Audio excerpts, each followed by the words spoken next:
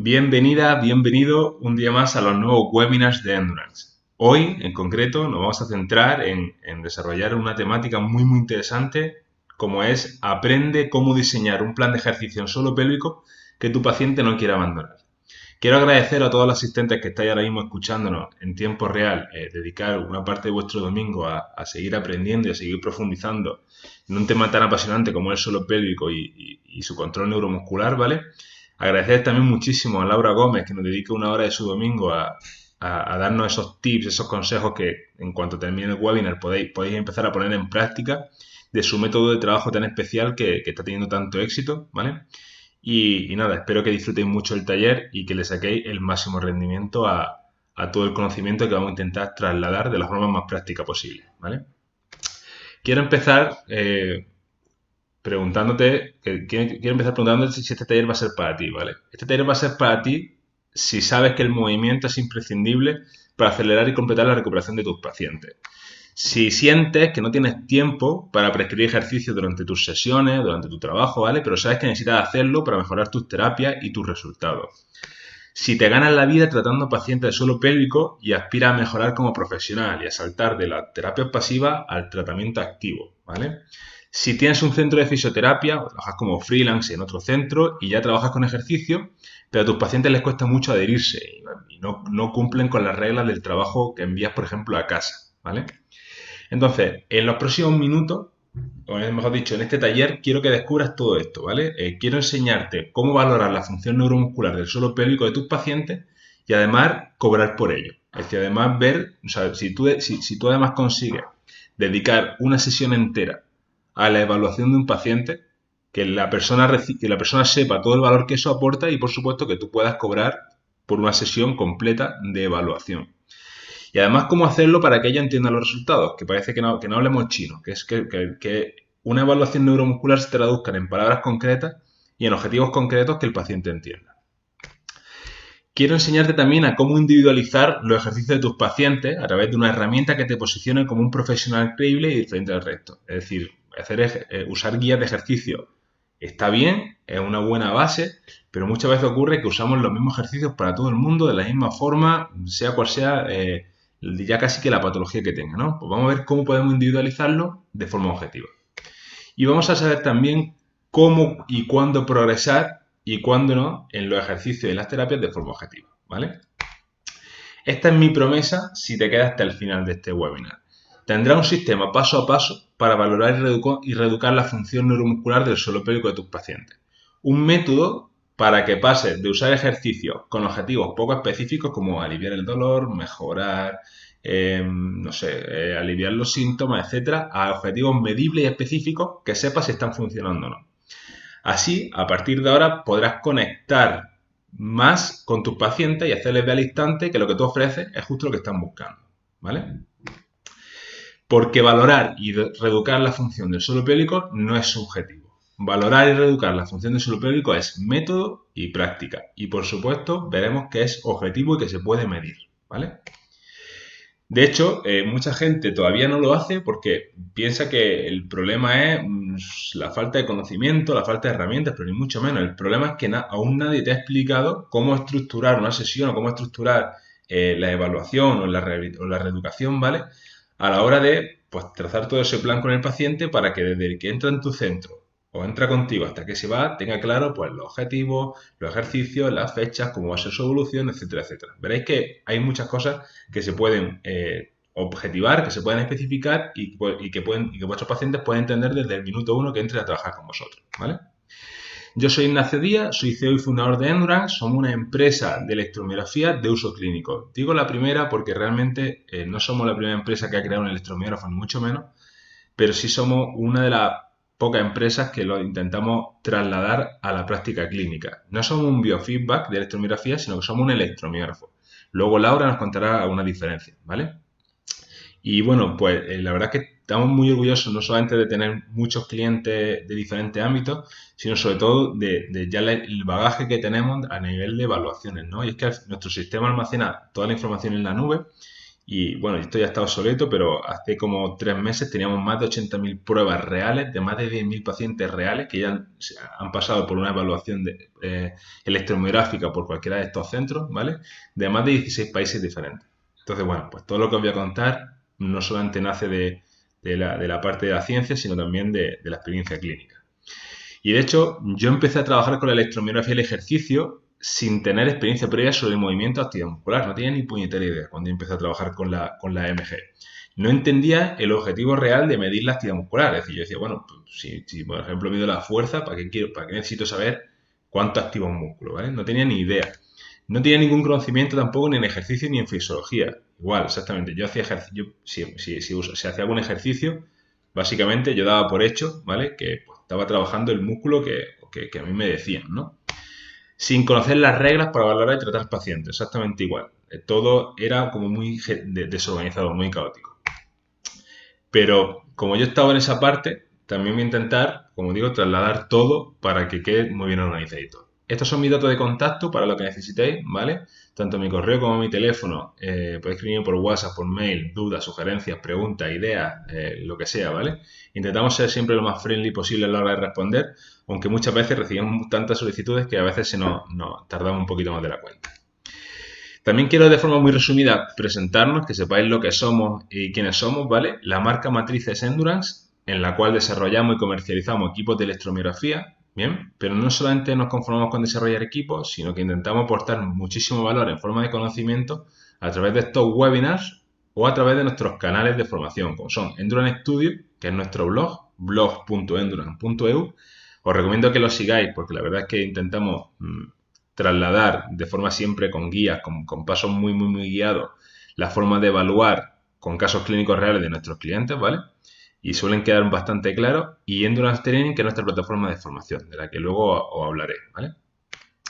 También quiero que sepáis, ¿vale?, cómo funciona Endurance en suelo pélvico, sobre todo para que ahora todos los resultados que os voy a contar y también una parte del método, pues no lo imaginéis, no digáis esto es magia, esto de dónde viene, sino que sepáis perfectamente cómo se realiza, ¿vale? El primer paso para medir la actividad del suelo pélvico es tener 2 sensores de electromiografía de 4 canales, que podemos medir 4 músculos de forma simultánea, ¿vale? Un sensor irá conectado a una sonda intracavitaria de doble canal, es decir, nosotros sabéis que hay sondas intracavitarias de un solo canal que miran todo como una globalidad, ¿vale? En nuestro caso intentamos diferenciar siempre el lado izquierdo del lado derecho para tener información más precisa, ¿bien? Además, nosotros siempre recomendamos que un sensor vaya conectado a la sonda y el otro sensor vaya conectado a electrodos de superficie. ¿Por qué? Porque al final tener información aislada del suelo pélvico muchas veces pues no, nos falta información. Tenemos que complementarla con información isopélvica, ya sea del abdomen, de los glúteos, de los aductores, de la espalda, etcétera, etcétera, ¿vale? Porque al final el objetivo también de que sean los sensores tan chiquititos es que podamos siempre hacer pruebas funcionales, ¿vale? Que no sean pruebas de simplemente estar en una camilla y fin, sino que podamos poner a la persona a hacer sentadilla, a coger peso, para al final intentar siempre, siempre, siempre conseguir un buen razonamiento clínico y acelerar la recuperación del paciente, ¿vale? Entonces, mi premisa también es que no necesitas ser una máquina en movimiento. Es decir, no tienes que ser ahora mismo aquí, yo qué sé, la persona más experta del mundo en movimiento, pero sí tienes que ser imprescindible que sepa cuando usa un ejercicio, ya sea para valorar o tratar, qué músculos se activan más o menos durante los movimientos que usas con tus pacientes. Te pongo un ejemplo, ¿vale? Si yo hago, por ejemplo, a mí me duele el hombro y yo hago una abducción de hombro y estoy midiendo deltoide y trapecio, ¿vale? Yo sé que en una abducción de hombro el músculo agonista de ese movimiento es el deltoide y el trapecio hace sinergia. Por lo tanto, el deltoide debería activarse más que el trapecio. Y esto sí tenemos que saberlo para luego sacar conclusiones válidas. Porque si no veo información, veo datos, pero si no sé cómo interpretarlos, pues al final se queda en nada. Por lo tanto, no hay que ser una máquina del movimiento, pero sí tenemos que tener nociones básicas sobre qué músculos activan por encima de otros en el movimiento que estemos usando, ¿vale? Entonces, también quiero que te quede claro que el éxito de tu tratamiento va a depender siempre de tu valoración. ¿Por qué? Porque el mejor ejercicio del mundo para suelo pélvico no servirá de nada si tu paciente, por ejemplo, no consigue un nivel mínimo de activación en sus músculos. Y eso tienes que saberlo, porque puedes estar perdiendo el tiempo. Después vamos a ver un ejemplo real de qué puede ocurrir, ¿vale? Nadie hará el ejercicio si tiene alguna duda sobre cómo ejecutarlo o sobre su eficacia. Igual, tú dices, vale, yo te voy dando este ejercicio para que lo hagas en casa, ¿vale? Vamos a suponer que te explico perfectamente cómo se realiza, pero si no sabes, si yo no te he dicho cuál es el objetivo de este ejercicio, si no te he especificado qué vas a sentir o cómo vamos a medir que está funcionando, por final la persona se le genera duda, dice, bueno, yo estoy haciendo aquí repeticiones de esto que me han dicho, no noto ninguna mejoría porque no me han dicho que tengo que notar o no me han dicho cómo lo vamos a medir, por lo tanto, ni sé cuándo lo voy a notar, por lo tanto, bueno, la verdad es que me genera duda y no lo hago, ¿vale? Tus pacientes no entenderán el valor de tus terapias si no perciben que las has preparado exclusivamente para ello. Yo puedo llegar a un centro de fisioterapia diciendo que me duele el hombro y digo, me duele el hombro, me duele aquí. Me dicen, perfecto, tú me sé usted aquí. Y me ponen ya directamente electroestimulación, por poner un ejemplo, ¿vale? Pues al final, eso valor, un cero a la izquierda. Eso no aporta ningún tipo de valor. Necesitamos saber, tú puedes aplicar electroestimulación y me parece bien, pero el paciente debe entender por qué la está aplicando y, como digo, cuál es el objetivo de aplicarlo y qué voy a notar y cuándo lo voy a notar, etcétera, etcétera, ¿vale? Los test manuales y visuales para valorar el suelo pélvico están muy extendidos, pero si solo tienes en cuenta lo que percibes con tus manos, vas a cometer errores, seguro. No digo que tus manos sean peores o mejores que las mías o que las de Laura. Lo que sí digo es que si tú solamente valoras visualmente o manualmente, al final tú vas a poner datos como activa poco, activa mucho, y entre el poco y el mucho hay una escala de grises. Que es poco, porque poco para mí puede ser diferente a poco para ti o poco para Laura, ¿vale? Por lo tanto, siempre vamos a cometer muchos más errores si todo lo hacemos a nivel manual y no ponemos datos numéricos. Y además que vamos a generar desconfianza para el paciente, ¿vale? Porque cada vez más pacientes dudan cuando un profesional toma una decisión que ha sido poco justificada. Cada vez la tecnología está cogiendo más peso a la hora de evaluar y tratar a los pacientes. Por lo tanto, hay que aprovecharse de esa tecnología, ¿vale? Y los músculos y la actividad muscular son la base del movimiento y la salud del suelo pélvico. Y os lo voy a demostrar, ¿vale? Fijaros, seguramente muchos de vosotros cada vez más ya estáis empezando a hacer evaluaciones, ya tengáis, digamos, implementadas dentro de vuestro centro, ¿no? De vuestro trabajo. Pero estoy convencido que las evaluaciones que vosotros hacéis a día de hoy son evaluaciones que solamente evalúan la capacidad física de los pacientes, ¿no? La fuerza que producen, el rango articular, la velocidad, la presión que producen, la resistencia, etcétera, etcétera, ¿no? Pero todos esos perfiles físicos tienen origen o tienen una gran dependencia de esa habilidad principal que es el sistema neuromuscular. Ese famoso control motor que engloba actividad muscular y movimiento, ¿vale? Entonces, si no tenemos en cuenta o lo uno o lo otro, se nos va a quedar coja la evaluación. Y vamos a ver ejemplos, ¿vale? Fijaros, antes, una rehabilitación postparto de una paciente que llega a nuestro centro con síntomas de que no se siente bien en su suelo pélvico, o bueno, cualquier cosa, ¿no? Tú, dentro de tu evaluación, por ejemplo, dices, oye, voy a ver a nivel manual, pues qué capacidad tiene esta persona de generar presión, de elevar los submúsculos, etcétera, etcétera, ¿no? Y dice, venga, pues colocamos a la persona en decúbito supino, le pedimos que haga contracciones, metemos los dedos, ¿vale? Para hacer una exploración. Y vamos a suponer que nosotros además, al menos, intentamos puntuar con una escala Oxford, ¿no? Donde 0 es cero actividad o cero movimiento, ¿vale? Y 5 sería máxima presión y una buena capacidad de generar movimiento en ese suelo pélvico, ¿no? Entonces, vamos a suponer que a esta paciente tú le puntúas con 0, tanto en el lado izquierdo como en el lado derecho de su suelo pélvico. Tu conclusión inmediatamente sería que el suelo pélvico es hipotónico.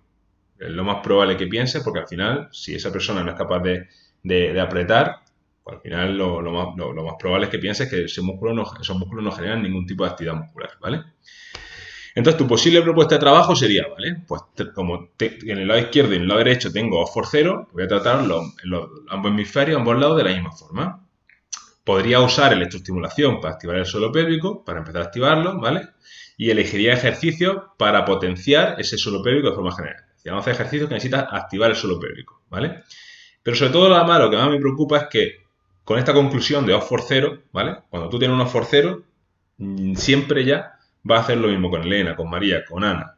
Oxford 0, suelo pélvico débil, pues el mismo protocolo para todas. Vale, pues vamos a intentar ver por qué esto no es positivo. Vamos a ver qué ocurre cuando ahora cruzas el Oxford que has evaluado, ¿vale? Tu evaluación manual con, por ejemplo, la evaluación con electromiografía, donde medimos de forma objetiva la actividad muscular. El test es exactamente el mismo, son de que ahora también, después de hacer la evaluación manual, introducimos la sonda intracavitaria, ¿vale? Le pedimos que haga 3 contracciones máximas de su suelo pélvico, de lo que ella entienda por su suelo pélvico, ¿vale? le decimos que descanse 5 segundos y volvemos a pedir una contracción. 3 repeticiones en total, ¿vale? Ahora imaginaros que tenemos esta gráfica. Es la paciente que os he dicho, un caso real de Laura, que me lo ha cedido muy amablemente para explicarlo. Un caso real donde los dos hemisferios del suelo pélvico daban unos forceros, ¿vale? Pero fijaros la actividad muscular que tenemos. Tenemos el suelo pélvico derecho, ¿vale? Que tiene, bueno, lo vamos a terminar aquí, ¿vale? El lado derecho, como decía, unos forceros, tiene en basal, aquí, esto es la actividad muscular, ¿bien? Es decir, esta gráfica de actividad muscular representa que la línea, cuanto más alta, más unidades motoras estamos captando en esa zona intracavitaria o debajo del electrodo de superficie, si fuesen los oblicuos como se ven aquí, ¿vale? Entonces, como he dicho, cuanto más alta es la línea, más actividad muscular tiene el músculo. Aquí tenemos la leyenda, suelo pélvico derecho, suelo pélvico izquierdo, intracavitario, ¿vale? Entonces, como decía, este es el tono basal, ¿vale? Fijaros que está en 3 microvoltios, le pedimos que contraiga y llega a 9 microvoltios. Relaja a 3 microvoltios, 9, etcétera, etcétera, ¿vale? Por lo tanto, aquí, OFOR 0, 3 microvoltios de basal, 9 microvoltios de actividad muscular máxima, lo que tenemos es una inhibición. Es decir, vale, pues esa poca actividad del suelo pélvico es lo que origina que esa persona tenga un OFOR 0. Por lo tanto, ahora vemos cómo podemos tratarlo, ¿vale? Sin embargo, en el otro lado, en el caso opuesto, tenemos el lado izquierdo que empieza con 15 microvoltios de tono basal, alcanza hasta 35 microvoltios de máxima contracción, pero seguimos teniendo un OFOR 0. Aquí lo que tenemos en este caso es una ineficiencia, es un exceso de reclutamiento. Es decir, la persona recluta bastante para no hacer absolutamente nada. Mi pregunta es, ¿vais a tratar igual una inhibición que una ineficiencia? Yo no lo haría así, ¿no? La propuesta que nosotros proponemos, en este caso, es, oye, primero vas a tratar los hemisferios de forma diferente, porque en uno tenemos un déficit y en otro tenemos un exceso, ¿vale? Podría usar electroestimulación para activar el suelo pélvico del lado derecho, del lado que tenías una inhibición, ¿vale? Y podría usar terapia manual para disminuir tensión del lado izquierdo, donde tenías mucha. Eso si queremos empezar trabajando con terapias pasivas, y son unas propuestas, seguramente puede haber más, ¿no? Luego puede usar ejercicios para empezar a activar el lado derecho, ¿vale? El que estaba poco activo, y a ver si hace un efecto dominó. Es decir, si yo consigo activar el lado derecho, a lo mejor es posible que el lado izquierdo también baje su reclutamiento. Lo hemos visto muchas veces, ¿vale? Entonces podría ser interesante empezar enseñando a la persona con un biofeedback a activar de forma consciente su lado derecho del suelo pélvico para ver si inmediatamente baja la actividad muscular del lado izquierdo. Por lo tanto, fijaros cómo ha cambiado completamente el paradigma. Es decir, ya no solamente que hago lo mismo para todo el mundo, sino que ahora cruzo información, tomo mejores decisiones y elijo las terapias en función de objetivos específicos, ¿vale? Otro ejemplo, otra rehabilitación postparto, ¿vale? Oye, una persona, digo, mira, acaba de tener un hijo, ¿vale? Un bebé, y quiero ver cómo trabaja sus músculos estabilizadores del abdomen a la hora de, por ejemplo, coger peso, ¿no? Simulando que yo voy a coger a un bebé y me lo voy a apoyar aquí, ¿no?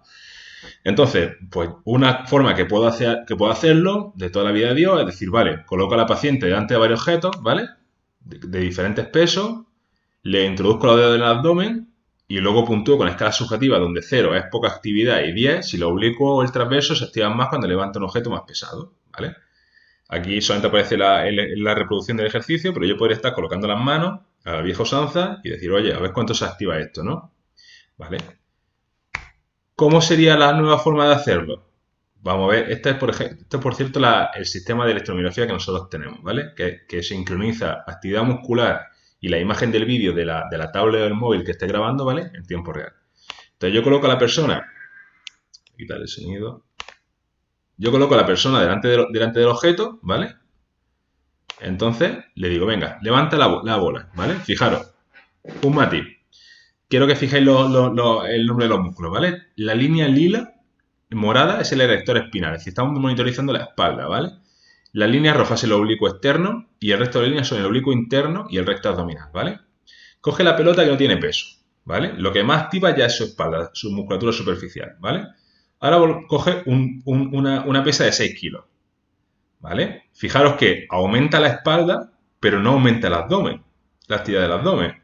Ahora cogemos la kettlebell de 12 kilos y a ver qué ocurre. Pues de nuevo igual, a ver si se ve aquí, ¿vale?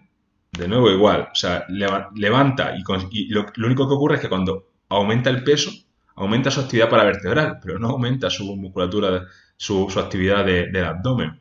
Por lo tanto, todo el peso se va acumulando en la zona lumbar. Su musculatura abdominal está totalmente fuera de juego, ¿no? Es decir, no responde a más carga, sino que lo único que hace es que siempre mantiene una contracción, la que tiene, y fin, no es consciente de activar esa musculatura.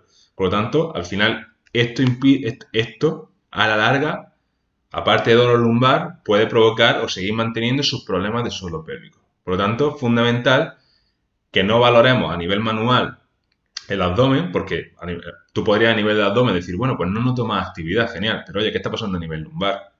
¿Vale? Porque dices, vale, muy bien, esta persona está levantando más peso, yo estoy tocando el abdomen y no noto más contracción.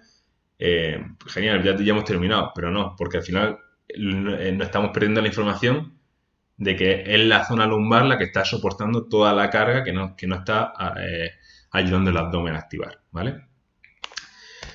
Entonces, al final, una frase que la aprendí de un compañero, y me gustó muchísimo, es cuando tratas solo el dolor eres como Netflix. Porque al final yo conozco muchas personas que cuando ven Netflix o la televisión en general dejan de tener el dolor que ese mismo tenían hasta que apagan la televisión.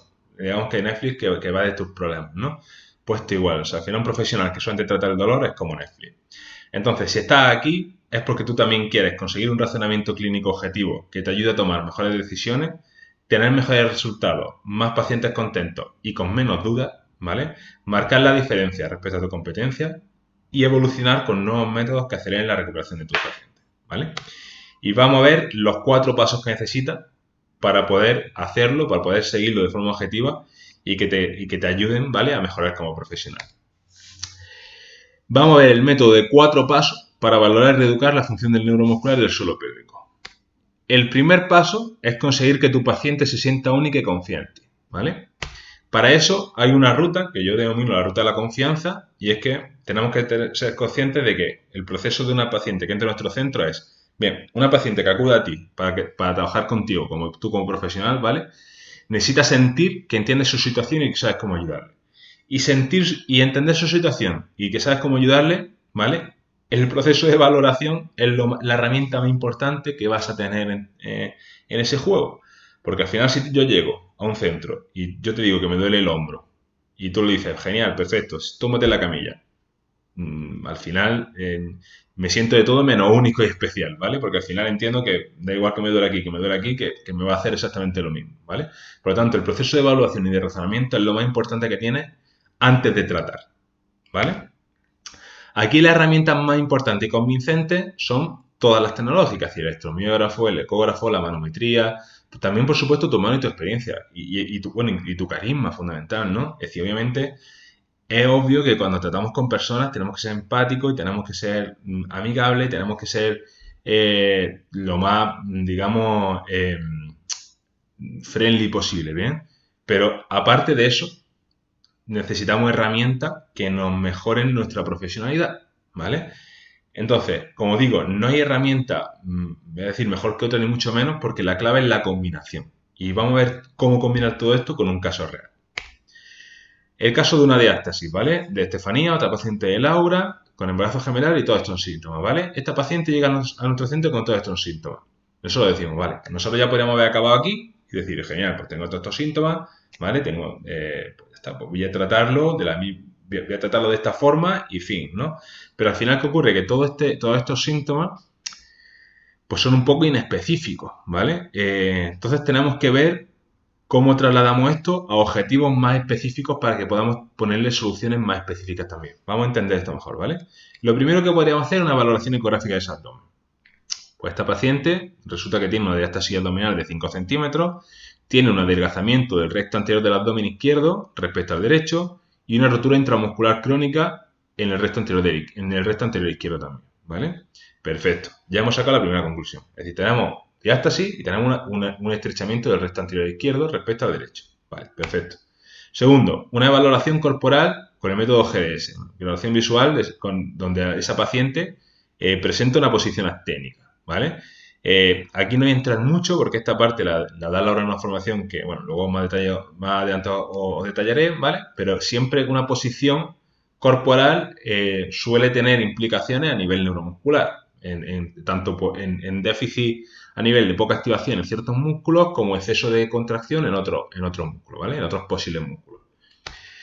El paso 3 es, vale, lo dicho, genial. Ya hemos valorado la estructura, ya hemos valorado la ergonomía, ¿vale? La postura. Ahora vamos a ver cómo es la función de ese abdomen. Entonces valoramos oblicuo externo y oblicuo interno de ambos hemisferios y le pedimos a la paciente que haga un ejercicio donde deba actuar ambas musculaturas, ¿vale? Entonces lo que nos encontramos básicamente es que al final, primero, hay una sinergia, perdón, diferente entre ambos lados, es decir, aquí activa más el oblicuo interno que el externo, mientras que en el lado izquierdo activa más el oblicuo externo que el interno, ¿vale? Punto número 1, ya tenemos algo diferente. Y punto número 2 es que vemos que estos músculos, ¿vale? O sea, hay una mala simetría, es decir, estos músculos activan bastante menos que estos. Claro, si yo veo esto, a lo mejor no tengo toda la... Si yo solamente veo actividad muscular, pues a lo mejor puede no quedarme claro que tengo una inhibición aquí. Pero si yo mezclo que tengo un adelgazamiento de la parte izquierda del abdomen con muy poca actividad de los oblicuos, yo sé que aquí lo que tengo es una falta de actividad de la parte izquierda. Por lo tanto, vamos a ver luego después cómo trasladamos eso en objetivos medibles, ¿vale? Entonces, tenemos una diástasis abdominal, adelgazamiento del recto abdominal izquierdo, posición acténica y una falta de activación del oblicuo interno y externo izquierdo, ¿vale? Pues todos los síntomas anteriores que hemos visto, le estamos, digamos, tan generalistas, estamos poniéndolo mucho más específicos cuando ponemos, digamos, un resumen tan específico como diástasis, adelgazamiento, posición acténica y falta de activación del oblicuo interno y externo, ¿vale? Que le podríamos poner números, como hemos hecho antes, aquí por ejemplo, pues, de 3,8 milímetros, de una asimetría de a lo mejor un 20% respecto al lado contralateral, etcétera, etcétera. Pero simplemente para que veáis cómo podemos trasladarlo a algo más específico. El segundo paso es, bien, tenemos toda esa información, ahora tenemos que combinarla y mostrarle cuál es el mejor camino o cómo va a ser su camino, ¿vale?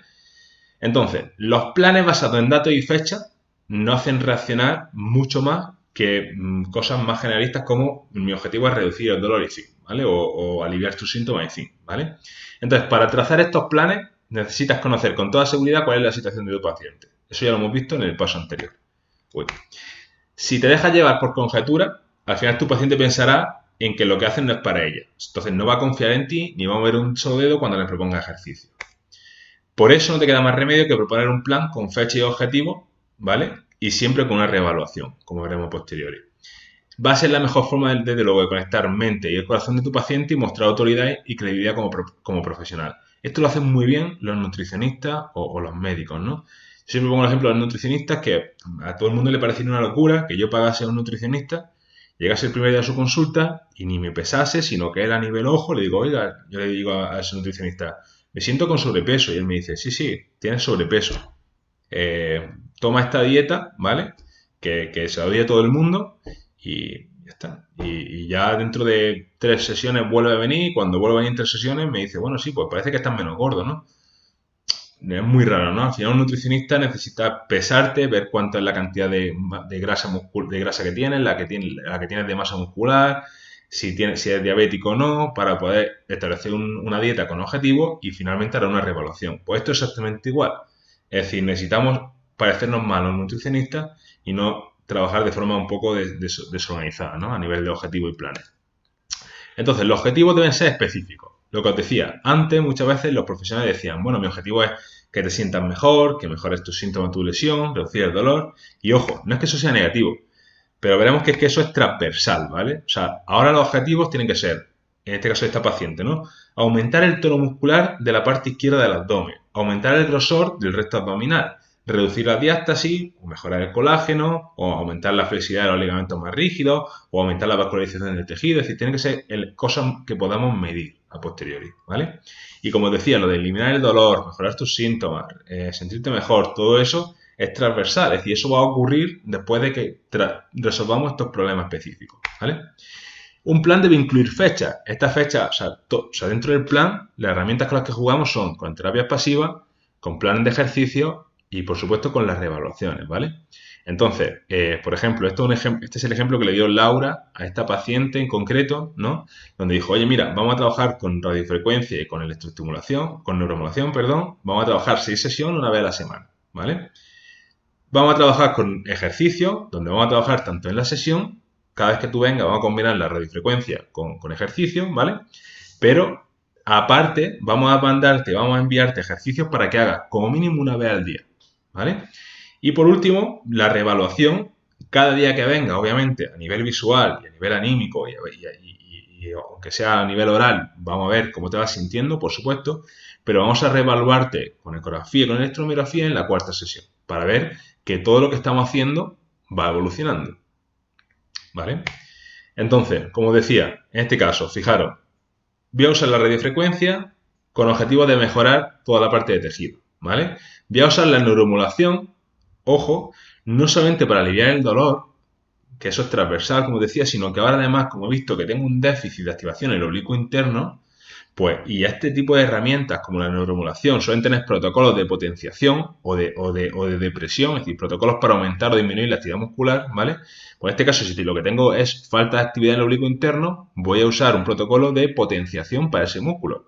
Es decir, tengo una herramienta que me permite aliviar el dolor y potenciar músculo, ¿vale? Aunque sea de forma transitoria para empezar luego a trabajar con el ejercicio, pues no voy a quedarme solamente con el alivio del dolor. Voy, ya que he medido con electromiografía y he visto que tengo un déficit, voy a usar esa herramienta para activar o empezar a activar un músculo, ¿vale? Y luego propondríamos ejercicios que lo vamos a ver en el siguiente módulo. Describe con detalle los ejercicios que va a usar, ¿vale? Es decir, ya hemos hecho un razonamiento clínico, ya sabemos, ya tenemos unos objetivos, ya tenemos unas fechas. Ahora ya le hemos dicho las terapias que vamos a usar, ahora vamos a ver los ejercicios que vamos a usar, ¿no? Los ejercicios se adaptan al paciente y no al revés, ¿vale? Es decir, si a mí me han dicho que la plancha abdominal es buena, ¿vale? Yo no puedo decir ahora, no, venga, pues plancha abdominal para todo el mundo, porque me han dicho que es buena. No. O sea, vamos a individualizar para cada paciente y no al revés, ¿vale? Lo dicho, porque al final, si no individualizamos y no adaptamos, lo único que conseguimos es generar poca adherencia. Entonces, otro fallo que siempre veo muy clásico en los profesionales, ¿vale? Es que dicen, vale, pues ya hemos puesto los objetivos previos y ya, pues, listo, voy a hacer ejercicio y fin, ¿no? No, los ejercicios se relacionan con objetivos, siempre tienen objetivos, ¿vale? Hacer ejercicio. De hecho, más, por ejemplo, si yo hago me voy a inventar, pero si yo ahora mismo un puente de glúteo, ¿vale? El objetivo va a ser activar más el glúteo que otro músculo, ¿vale? Pues entonces, todo eso hay que medirlo y hay que plasmarlo, ¿vale? Los objetivos que suelen tener los ejercicios suelen ser, pues, aumentar una capacidad física, es decir, busco ejercicios para aumentar la fuerza, o la velocidad, o el rango articular. Busco ejercicios para activar un músculo en concreto que estaba poco activo, ¿vale? Busco ejercicios para disminuir la tensión de un músculo con excesiva actividad. Busco ejercicios para mejorar la capacidad cardiorrespiratoria, etcétera, etcétera, ¿no? Hay muchísimos objetivos, ¿no? Yo os voy a enseñar a usar ejercicios para conseguir los tres primeros objetivos, ¿vale? Por ejemplo, si quiero aumentar la fuerza, debe de seguir este esquema. Este esquema no lo digo yo, está sacado de bibliografía, y es que las 12 primeras, tenéis que saber que una persona con una lesión o que no ha entrenado nunca, ¿vale? Las primeras 12 semanas de entrenamiento de esa persona, las primeras adaptaciones que se consiguen son a nivel neuromuscular, a nivel neural, ¿vale? Si la persona no va a engrosar su músculo, sino que lo va a hacer más eficiente, es decir, va a conseguir que la contracción genere más fuerza, ¿vale? Pero para eso es fundamental, siguiendo este esquema, ¿vale? Una activación apropiada de los músculos. Necesitamos aumentar la activación de los músculos agonistas que provocan ese aumento de la fuerza o disminuir la activación antagonista de los músculos que frenan esa fuerza, ¿vale? Entonces, todo esto que está aquí lo vamos a trasladar a un ejemplo real. Imagínate, quiero aumentar la fuerza del suelo pélvico de una paciente que tiene poca fuerza, ¿vale? Que esa paciente de 2x0, ¿vale? Por poner un ejemplo. Esta otra paciente es diferente, pero una paciente que tenga un 2x1 y quiero pasarla a 2x5, ¿vale? Bien, yo le meto la sonda intracavitaria y le pido que haga la máxima contracción posible, ¿vale? Resulta que yo ahora le pido al software de Endurance que me diga en qué umbral están trabajando estos músculos y resulta que, por ejemplo, el suelo pélvico derecho y el izquierdo está trabajando a un 35% de la capacidad máxima de ese músculo. Bien, un 35%, todo lo que sea por debajo de un 40%, no va a conseguir ninguna adaptación de fuerza. No he puesto la bibliografía aquí, pero luego si queréis, cuando termine la presentación, si me queréis escribir, os mando la bibliografía, ¿vale? Un poco para que sepáis dónde salen estos intervalos. Pero al final lo que vemos es que esta persona, haciendo este ejercicio, alcanza un umbral muy, muy bajito de actividad muscular. Sin embargo, otra persona que le pedimos también que haga contracciones máximas de su suelo pélvico en decúbito supino, ¿vale? Fijaros que llega hasta un 80% de su máxima contracción voluntaria y llega al umbral de fuerza neuromuscular. Por lo tanto, esta persona que supera ese 40%, donde tenemos ese umbral de fuerza neuromuscular, sí que conseguiría aumentar la fuerza si repite durante cierto tiempo este ejercicio, ¿vale? Mientras que esta paciente podría estar contrayendo lo que ella considera su máxima contracción de suelo pélvico en decúbito supino, pero no conseguiríamos absolutamente nada, porque habrá otro ejercicio que consigan mucha más actividad de ese suelo pélvico y sí consigan generar una adaptación, un fortalecimiento, ¿vale? Por lo tanto, aquí perdemos el tiempo, aquí invertimos tiempo, ¿vale? Ganamos tiempo. Luego igual, este es el caso de la fuerza, ¿vale? Como tal, como capacidad física. Pero ¿qué pasa si quiero aumentar la actividad del oblicuo interno? Pues en este caso, lo que voy a hacer es exactamente igual. Voy a poner el electrodo en el oblicuo interno, voy a ver ejercicio y a ver en qué umbral se sitúa, ¿vale? Por ejemplo, este ejercicio es un levitation crunch, donde una persona mantiene una posición isométrica en crunch, ¿vale? Y directamente vemos que el oblicuo interno sí que trabaja en un 60-70% de actividad muscular. Genial, pues consigo una adaptación. Medimos siempre la espalda porque muchas veces, como decíamos antes, cuando hacemos un ejercicio de abdomen, si no lo hacemos bien o nuestro abdomen no recluta bien, mucha carga se va a la zona lumbar, ¿vale? Y eso tenemos que siempre vigilarlo. Entonces, vamos a ver otro ejercicio muy típico, que era el bicho muerto, el dead bug, ¿vale? Donde se ejecuta de esta forma y vemos que de nuevo igual, que la persona pues realiza contracciones y alcanza el umbral de fuerza y la espalda en relajación. Genial, buen ejercicio también. Oye, pero ¿qué pasa con la plancha lateral? Típica plancha lateral que casi todo el mundo usa también, ¿vale? Bueno, pues ponemos a mi compañero.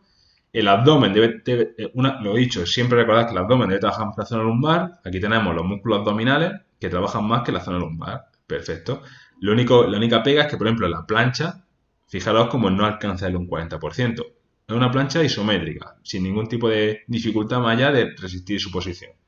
Por lo tanto, este ejercicio respecto a los anteriores no conseguirían esa adaptación o, por ejemplo, conseguir aumentar el volumen de ese músculo, ¿vale? Pero es que también puede pasar otra cosa, y esto es un ejemplo de mi compañera también de marketing, donde ella, lo que ella entiende por una plancha lateral, que aquí visualmente dice, bueno, pues parece estar bien ejecutada, ¿no? Pues fijaros cómo su espalda trabaja por encima de su abdomen. No solamente es que su abdomen no alcance el umbral de fuerza, sino que además su espalda trabaja más que el abdomen. Por lo tanto, un ejercicio inicialmente diseñado para los oblicuos, ¿vale?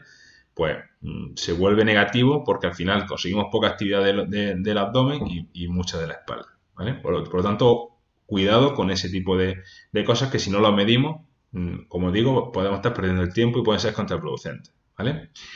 Y el último paso es cómo saber cuándo progresar y cuándo no.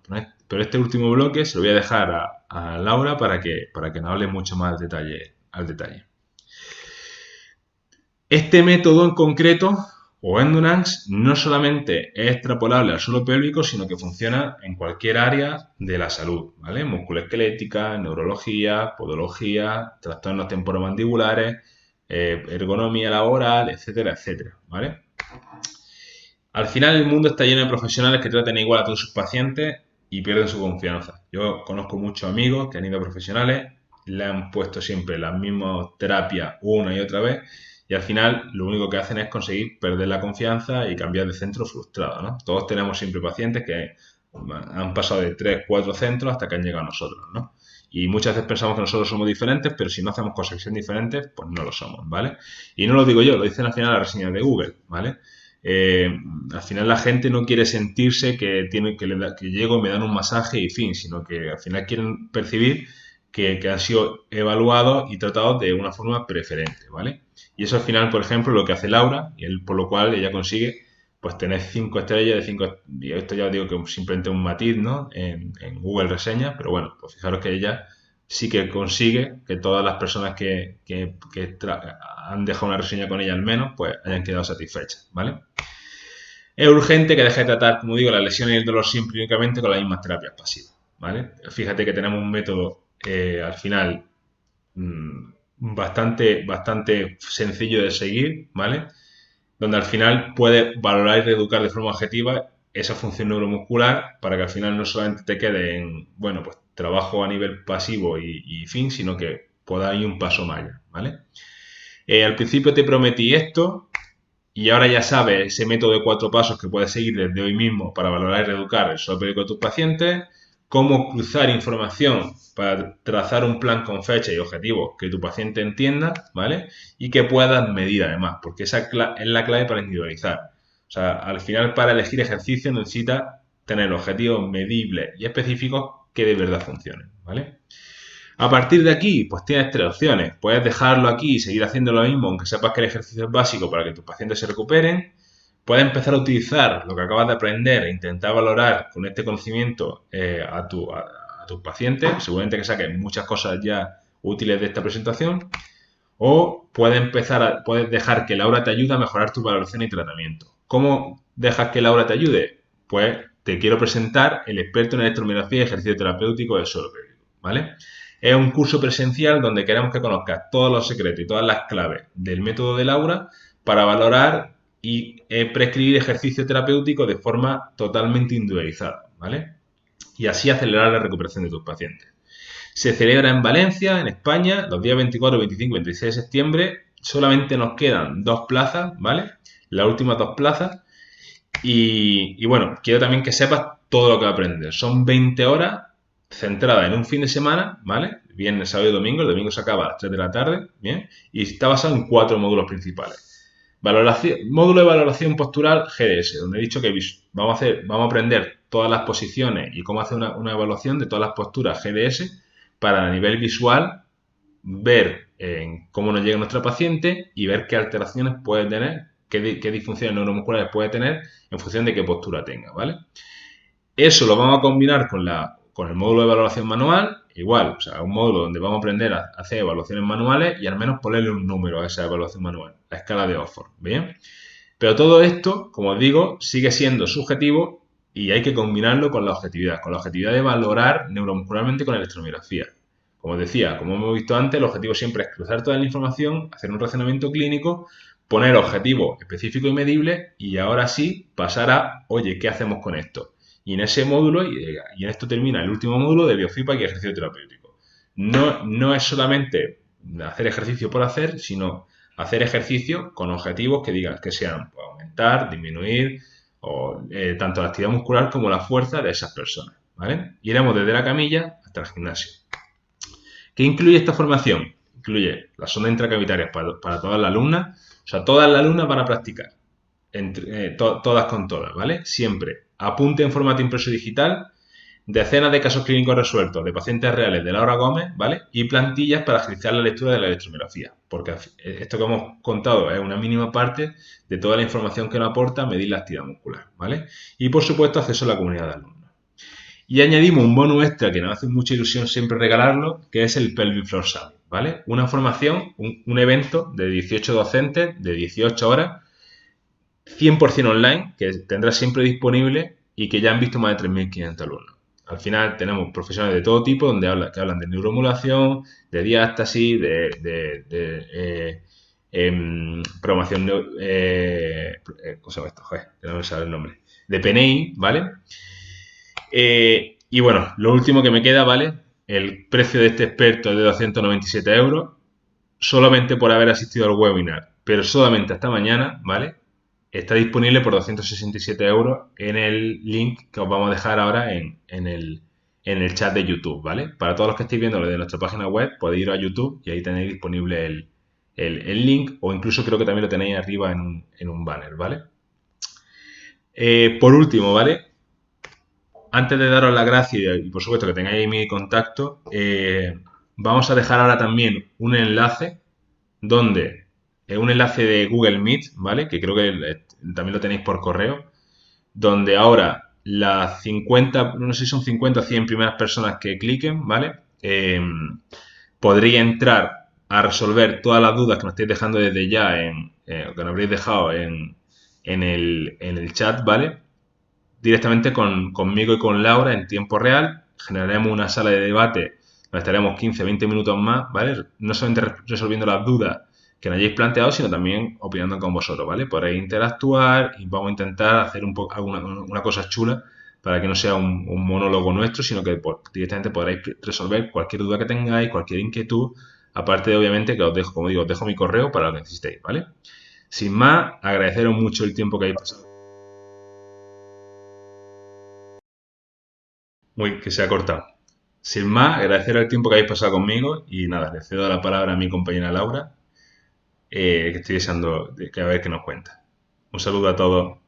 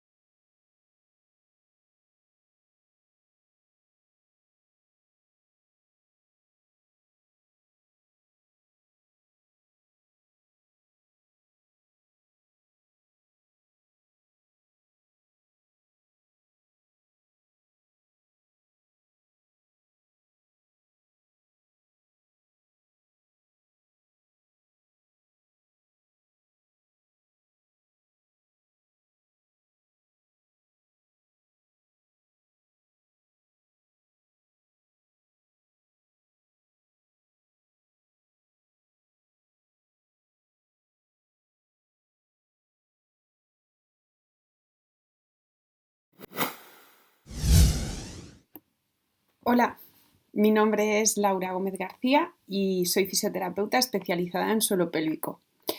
Hoy vamos a compartir un ratito hablando sobre suelo pélvico y deporte.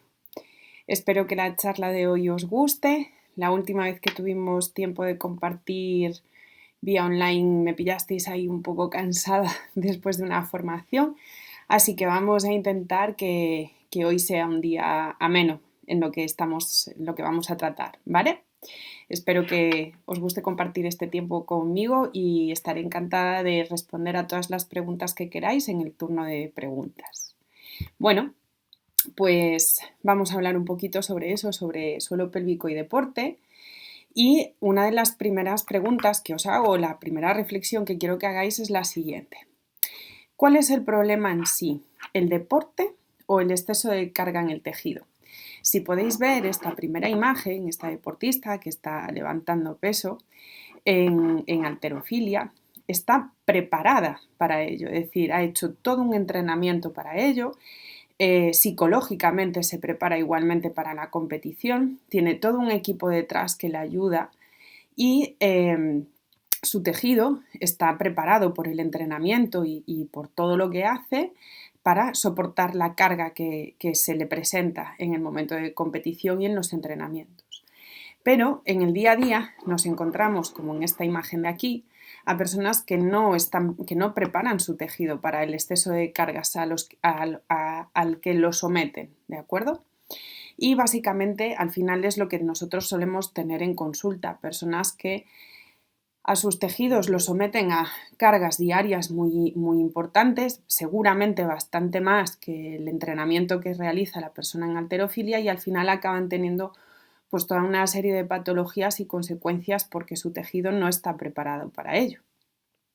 Y eso es lo que nosotros habitualmente tratamos en consulta, con lo cual muchas veces el problema no es el deporte en sí, sino el gesto que se hace, que sea un gesto hiperpresivo, o las cargas a las que se somete el tejido sobre el que nosotros trabajamos, ¿no?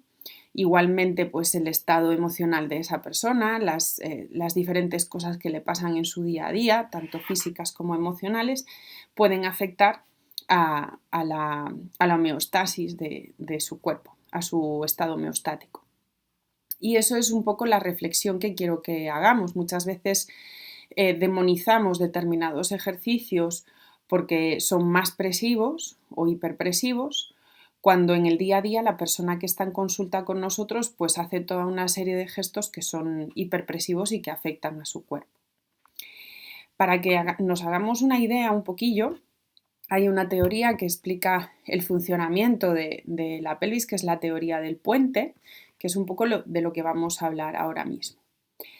En esta teoría, lo que nos explica el símil que hacen con la pelvis y el suelo pélvico es que los huesos son los pilares de ese puente, el suelo pélvico, el símil que se pone en esta teoría es que es la carretera de ese puente, y la tensión que mantiene todo eso en su posición la generan los tensores de ese puente, que es el tejido conectivo.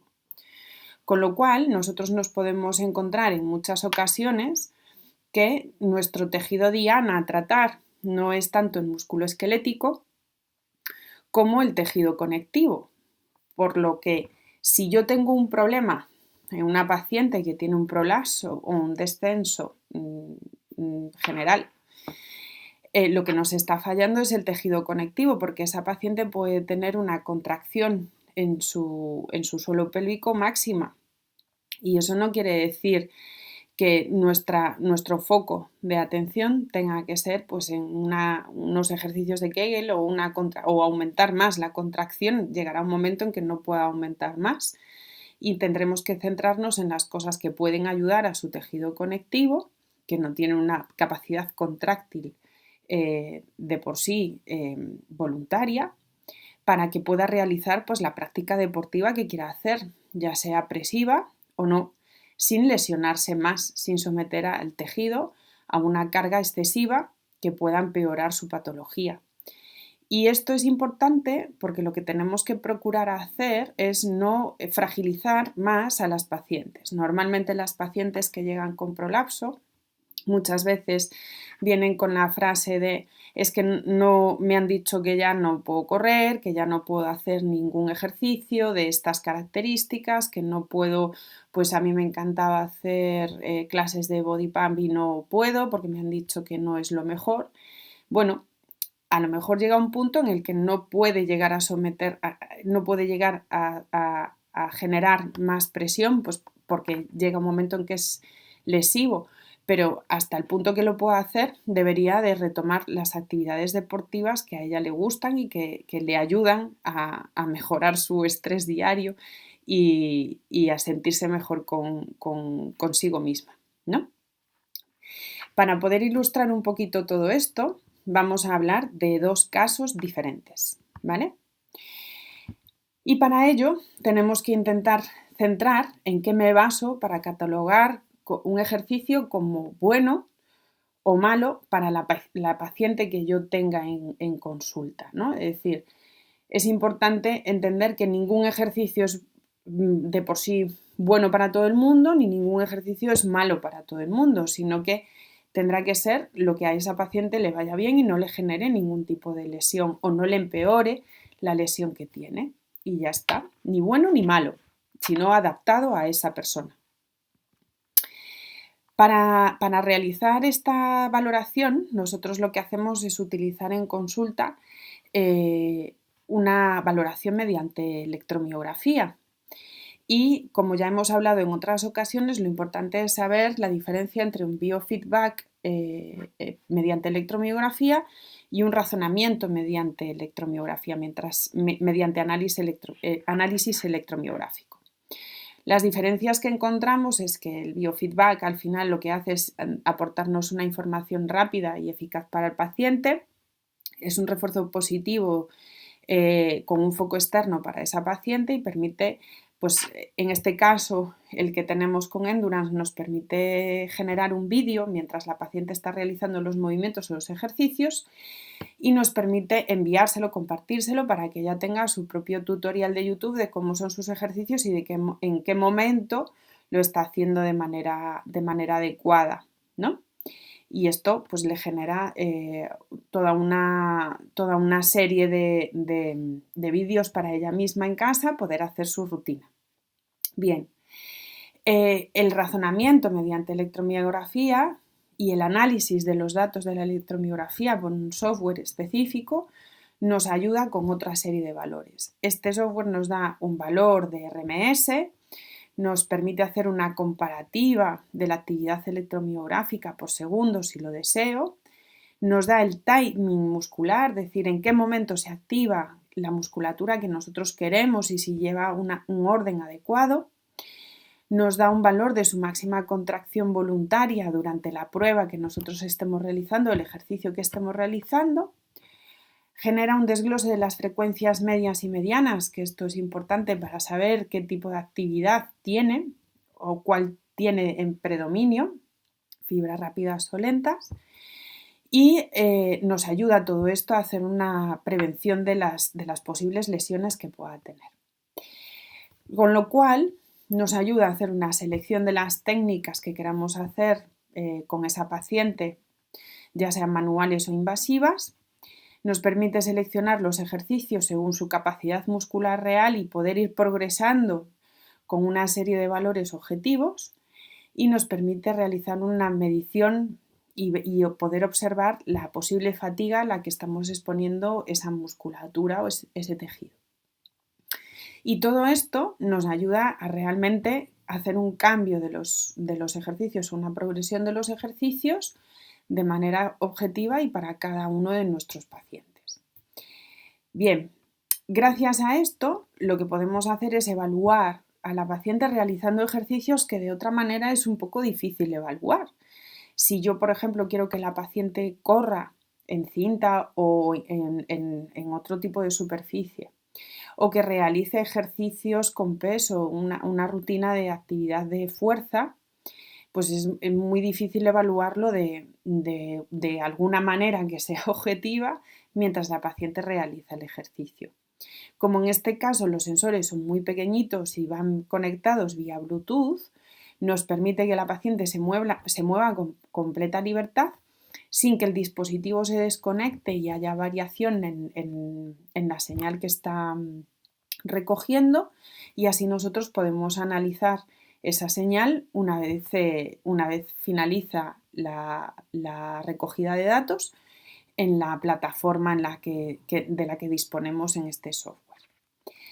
Esto lo vamos a ver con una paciente, que es una compañera que nos ha facilitado el poder dar toda su información en esta charla, y esta paciente se llama Rocío, una compañera a la que evaluamos en una formación, ¿vale? Bien, a Rocío la evaluamos inicialmente a nivel manual, no presentaba puntos gatillo, presentaba un OSFOR 5, una contracción máxima, y también evaluamos mediante electromiografía 3 contracciones de manera voluntaria en posición litotómica, tumbada en la camilla, con una sonda que nos diferencia el lado derecho y el lado izquierdo de los semicuerpos de su suelo pélvico, del elevador del ano. Y obtuvimos la siguiente gráfica y los siguientes valores en microvoltios. En la gráfica que estáis viendo aquí hemos puesto una gráfica por porcentajes de amplitud, que esto quiere decir que según su valor máximo y mínimo nos lo porcentúa desde un 0 a un 100%, y ella tumbada en la camilla en posición litotómica cuando hace una contracción voluntaria de su suelo pélvico, se observa que en esas contracciones tiene una correcta activación y una correcta desactivación, llegando a unos valores considerados de relajación tras realizar la actividad. Presenta una buena meseta en su actividad, que es capaz de mantener esa contracción sin hacer una fluctuación a la baja de esa actividad mioeléctrica, con lo cual, pues, teniendo en cuenta que tiene un OSFOR 5, tiene una buena contracción. En microvoltios presenta unos valores de unos 11,30 y 14,54 por RMS medio, y llega a unos valores de relajación adecuados, con lo cual no es un suelo pélvico que a nivel musculoesquelético nos dé una señal de que esté trabajando mal. Pero ella, en cambio, lo que sí que presenta es un prolapso. Después de sus 2 partos, presenta un prolapso, un uretrocele y un cistocele. ¿Qué pasa? Que ella ha iniciado desde hace poco una rutina de ejercicios de fuerza para hipertrofia muscular. Ya veréis en los vídeos que vamos a presentar a continuación que es una chica que está muy fuerte y ella lo que quiere saber es si en su rutina que hace habitualmente su suelo pélvico sufre, se activa si se activa de manera adecuada y si puede aumentar el peso que está utilizando en esa rutina, porque tiene que ir aumentándolo para seguir con su programa de hipertrofia. Bueno, pues lo que hicimos fue evaluarla mientras hacía su rutina, una serie de ejercicios de su rutina. Ella en esta gráfica, en la que estáis viendo, está tumbada en la camilla. Lógicamente, en el momento en que pasamos a que la persona se ponga en bipedestación, tendría que haber un aumento de su actividad en suelo pélvico, porque no es lo mismo ese suelo pélvico activado en posición nitotómica que en bipedestación, donde hay un requerimiento mayor de esa actividad muscular, ¿vale? Bien, lo que vemos a continuación es las gráficas del ejercicio que vais a ver en el siguiente vídeo, que es en el que ella está haciendo un swing, desplazando un peso de 16 kilos, algo importante, yo esto no lo hago todos los días, y entonces lo que hicimos fue ver cómo se activaba su suelo pélvico durante todo el ejercicio y a qué valores llegábamos mientras ella estaba haciendo el ejercicio. Nosotros estábamos grabándola igualmente a nivel posterior para ver cómo ella trabajaba y cómo su pelvis se equilibraba o no equilibraba. Hubo un momento en la evaluación en la que pudimos observar que su glúteo medio no estabilizaba de forma adecuada. Entonces su pelvis se desplazaba en cierto modo al hacer pues, una sentadilla o al hacer este ejercicio. Con lo cual, a lo largo del ejercicio, no en esta ocasión, sino en otros que fuimos haciendo, íbamos haciendo diferentes modificaciones para ver si aumentaba la asimetría en su trabajo, tanto a nivel abdominal como en suelo pélvico. Ella está ejecutando ese ejercicio al mismo tiempo que nosotros estamos evaluando esa actividad tanto de abdomen como de suelo pélvico. En el abdomen sí había una alteración en cuanto a su capacidad de contracción entre un oblicuo interno y el otro, que fue lo que después intentamos ir gestionando con diferentes modificaciones de afuera, con gomas o con cambios en su apoyo a nivel podal para que ella equilibrara un poquito más esa actividad. Lo que pudimos observar es que ella realizando este ejercicio, su suelo pélvico llegaba a valores de potencia en activación prácticamente en todas las repeticiones que estaba haciendo. El aumento de su actividad electromiográfica es significativo a nivel de microvoltios en el RMS medio y ella lo que refería es que no sentía en ningún momento que empujaba la sonda, como es una sonda un poquito grande, si la empuja lo notan, incluso puede llegar a ser más molesta, con lo cual llegamos a la conclusión, teniendo en cuenta que la actividad de su suelo pélvico aumentaba y que una vez acababa el ejercicio volvía a sus valores, a los que tenía inicialmente, no se quedaba por encima, y más o menos se mantenía durante todo el tiempo esa actividad, no nos presentaba una señal de fatiga, pues que este ejercicio era positivo para ella. Si yo, por ejemplo, veo que durante este ejercicio su señal tiene la tendencia a la baja, pues me está diciendo que su musculatura probablemente esté entrando en fatiga, con lo cual optar por aumentar el peso a la hora de realizar este ejercicio no sería una opción.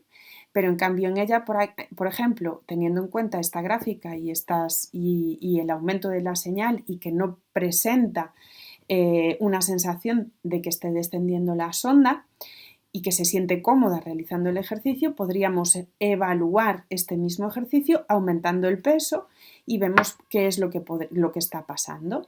Si aumentamos el peso y se mantiene, lo que podemos hacer es realmente en su rutina aumentar ese peso y que ella pueda seguir en su progresión de hipertrofia con su rutina sin ningún tipo de problema. Este ejercicio sería un ejercicio ok para ella. Bien, vamos a hacer otro análisis. En ella ahora mismo lo que vamos a hacer es el análisis de una cargada y cuando ella realiza el ejercicio, una de las cosas que yo quiero que observéis es que cuando ella se agacha para coger la barra, se ve en un momentito, vamos a ver si conseguimos pararlo para que lo veáis un poco, el desplazamiento de su pelvis, que no estabiliza bien ese glúteo medio. Es una de las cosas que deberíamos de trabajar de forma aislada y un segundo, a ver si conseguimos pararlo para que vosotros lo veáis, un segundito, para que ella realice la primera levantada. Y en cierto modo, en este vídeo nos cuesta un poquito porque además ella estaba controlando, ya llevábamos un tiempo trabajando y ella intentaba controlar bastante su posición, pero sí que se observa que desplaza ligeramente la pelvis y además levanta ligeramente los dedos meñiques del suelo, no estabiliza bien, entonces tiene que trabajar de forma aislada el glúteo medio. En este caso, lo que nosotros vemos es que la actividad en microvoltios no es tan elevada como con el swing. Sí que es verdad que cuando hace el swing hay una activación mayor cuando ella eleva el peso, ahí entra en activación también su glúteo mayor y eso aumenta también la capacidad de contracción de su suelo pélvico. En este caso el ejercicio es distinto. No aumenta tanto la actividad electromiográfica del suelo pélvico, pero sí podemos observar que llega igualmente a valores de potencia. Y una de las cosas que sí es que cuando ella está en un momento de relajación, sí que es verdad que es bastante seguido, no vuelve a sus valores iniciales basales y una vez acaba de hacer el ejercicio, sí que le cuesta un poquillo bajar a esos valores. Si yo, por ejemplo, veo que en las siguientes contracciones que le vaya pidiendo, en este caso le pedimos 3, sus valores descienden, pues ahí me permite identificar, oye, pues mira, en este ejercicio, para que tu suelo pélvico no sufra, pues puedes hacer solamente 3 o 4 repeticiones o 5 repeticiones, las que veamos antes de que entre en fatiga. Y podemos evaluar igualmente que como se explica en el swing, si puede elevar el peso al realizar la cargada o no, teniendo en cuenta las señales, ¿no? Las banderas rojas que os dije antes. Es decir, no podemos evidenciar que su musculatura entra en fatiga, debe de llegar a unos valores de potencia en su trabajo, debe de, una vez acaba el ejercicio, llegar a valores de relajación iniciales, es decir, los valores basales que tenía antes de hacer el ejercicio, no de relajación, sino basales, ¿vale? No pueden tener la sensación de que empuja la sonda, ni puede presentar sintomatología mientras está haciendo el ejercicio.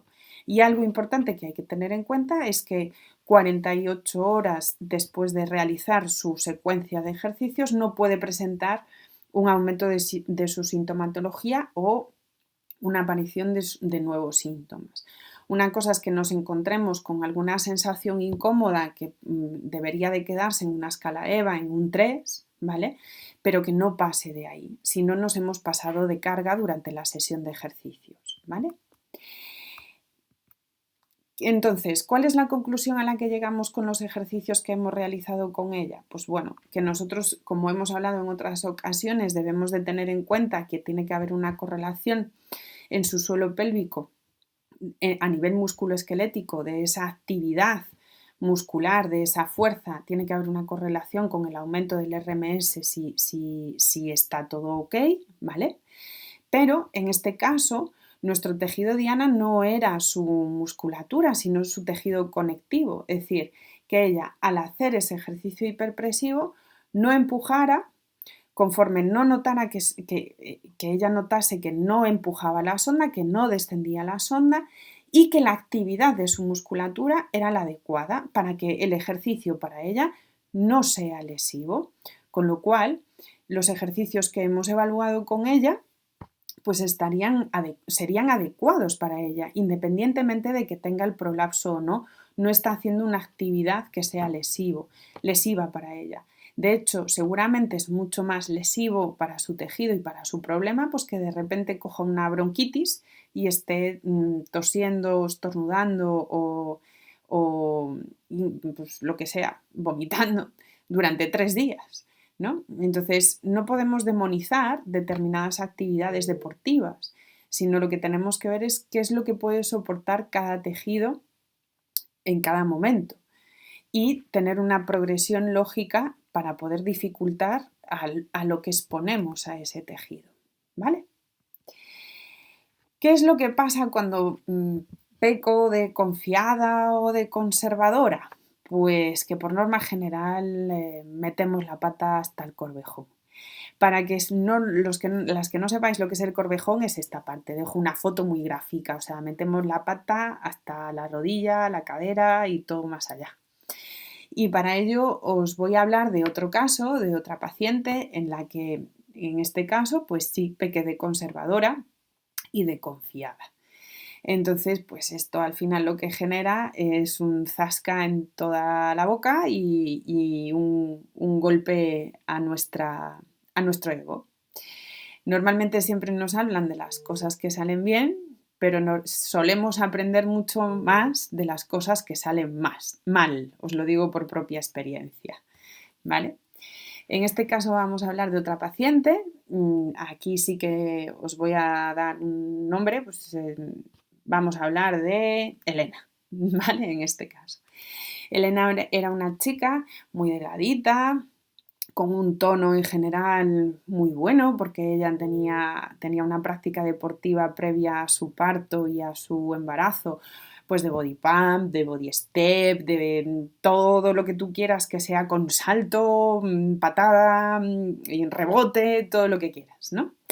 Y ella, después de su parto, quedó con una sintomatología de sensación de descenso a nivel de núcleo fibroso central del periné, con sensación de incontinencia a gases, con sensación de falta de fuerza de contracción en suelo pélvico. Y cuando nosotros hicimos la evaluación a nivel manual presentaba un OSFOR muy bajito, un OSFOR de 1 prácticamente. A nivel electromiográfico, una actividad electromiográfica muy baja.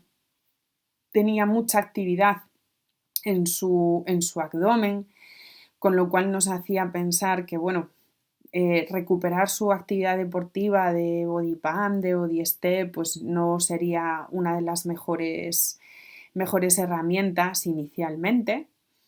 Entonces, teniendo en cuenta pues, los valores de su gráfica y la falta de actividad, iniciamos con trabajo de neuromodulación específico en suelo pélvico para conseguir activar más esa musculatura, aumentar esa actividad mioeléctrica.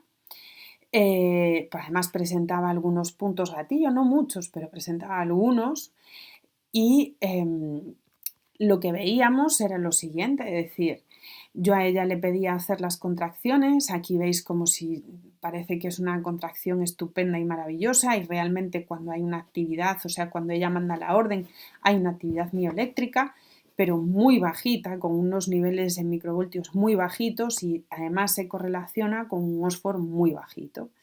Entonces inicialmente empezamos a trabajar con ella en posición litotómica, con musculatura accesoria para la contracción del suelo pélvico, con hipopresivos, o sea, con una respiración hipopresiva. La respiración que nosotros utilizamos es la de Uddiyana Bandha.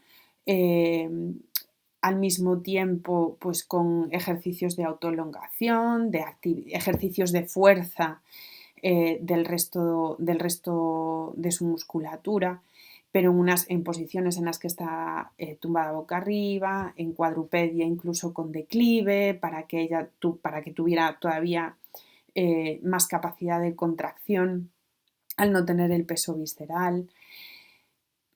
Pero no conseguíamos que mejoraran su sintomatología de forma permanente. Es decir, mejoraba algo, pero rápidamente volvía. Se encontraba luego mejor durante una semana, semana y media, 2 semanas, después volvía. Y es una persona súper constante en su trabajo, en el trabajo en casa. Ya os digo, no es una persona que tenga sobrepeso, tenía una actividad deportiva previa. ¿Cuál fue el error aquí? No tener en cuenta su currículum motor previo. Ella llevaba años haciendo esa práctica deportiva y ya llegó un momento en que por desesperación nos decía que ella necesitaba volver también un poco a esa actividad porque le ayudaba a nivel psicológico a desfogar las tensiones del día a día.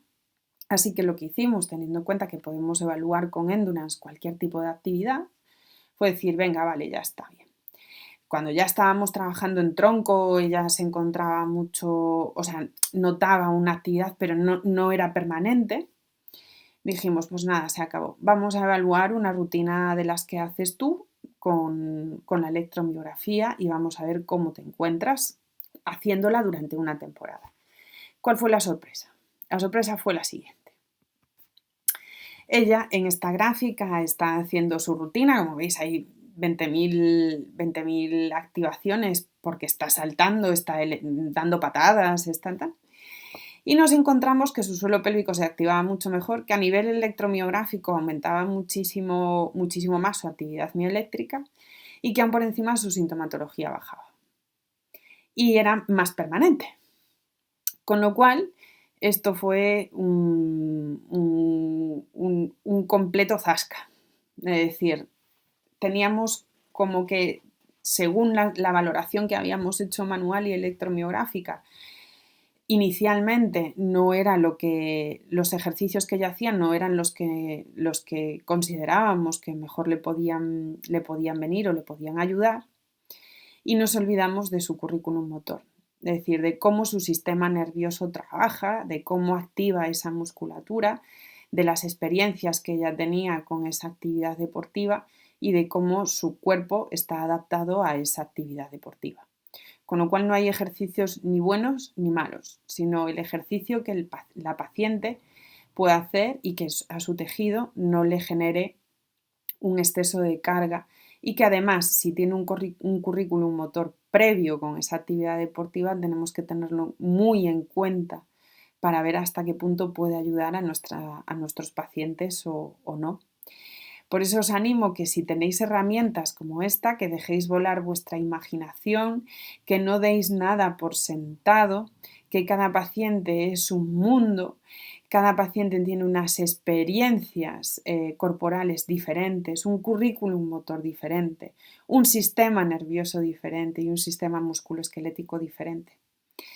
Con lo cual, lo mejor es no tener en la idea o el concepto de que debemos de trabajar con una técnica en concreto y de forma exclusiva, que no a todas las pacientes le van bien los mismos ejercicios ni las mismas progresiones dentro de esos ejercicios y que haciendo pequeñas variaciones podéis llevaros grandes sorpresas. Así que os animo a que evaluéis a cada una de vuestras pacientes de forma individual y sin vuestros propios sesgos para que realmente podáis ayudar a cada una de la mejor manera y de la forma más rápida. Espero que os haya gustado esta charla. Os responderé a todas las preguntas que queráis ahora en el turno de preguntas y espero veros en la formación en Valencia, que ya tiene casi sus plazas cubiertas. Así que os animo a que os informéis de la posibilidad de poder asistir de forma presencial. Muchas gracias por vuestra atención y nos vemos ahora.